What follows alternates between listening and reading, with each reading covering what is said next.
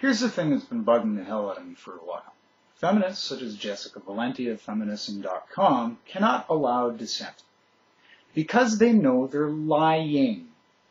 Because they know their arguments make no sense. Because their carefully crafted statements and catchphrases only have power when they remain unquestioned.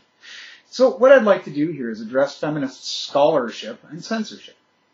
Statistic after statistic is faithfully reported by the media, who I view as complicit in misleading the public, even though those statistics are easily proven false. You may think that these lies, damn lies, and statistics have no bearing on daily life, but you'd be wrong. For instance, look at child support guidelines. You know how those were obtained? Well, around 1972, Dr. Lenore Weitzman released a study, in quotes, that said women's income went down dramatically after divorce while men's income rose. Several years later, after refusing to release her data, which as I gather is standard practice for a peer-reviewed paper, Dr. Weitzman was forced to discredit her own study, citing data errors as the cause. I guess saying she twisted the data to fit a predetermined outcome might be detrimental to her career. Big deal, you say? Well, this study was used as justification to revisit child support amounts. It should be noted that around this time, support for concepts like alimony were losing popularity because it would be hypocritical for feminists to tell the world they were as, or more, capable of supporting themselves as men, all while begging for support money. So the government enlisted the help of a man who owns a child support collection agency to revamp the guidelines. Yes, you heard that right.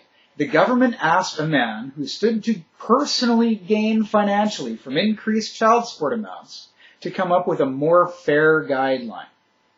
That's like asking a salesman on commission to set their own price.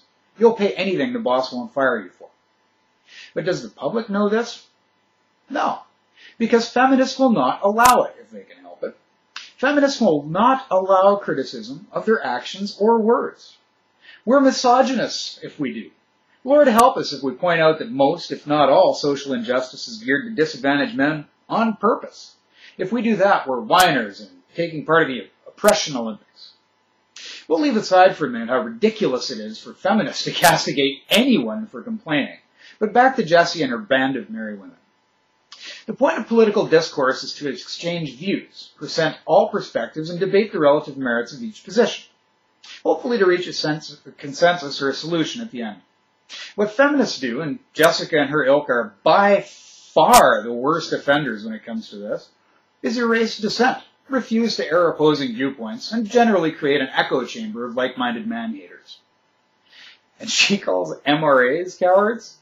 Hey Jessica, get a dictionary and look in the mirror.